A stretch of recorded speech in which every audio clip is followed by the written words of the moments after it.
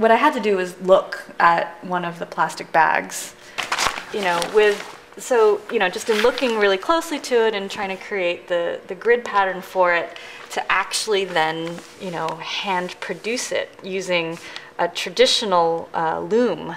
I bought this loom just without ever knowing how to weave, and like, got the box out, followed the instruction manual. It took a while.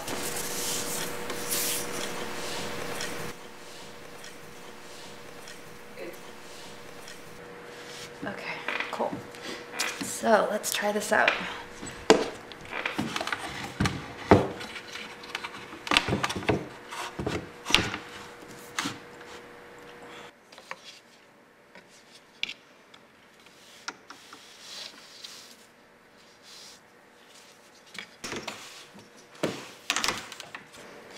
So it's really just like, after you get the vertical threads up, you're just literally, you know, moving this back and forth.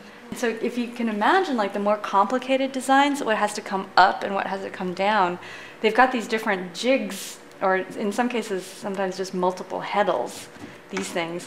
And then in other cases, like whole sort of like, it's almost like pulley systems that are controlled with foot pedals to dictate like which group of strings go up and down. So it's super complicated, and it's so fascinating. Just as like if you just leave the pattern aside, but just think about like mathematical, you know, sets of you know, what goes up and what goes down.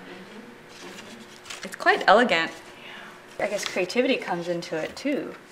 You know, because like, man, after finally understanding how some of the patterns are made, it's really impressive. You know, what seems to be just sort of like an aesthetic kind of treatment to something is like a mathematical innovation, it seems like.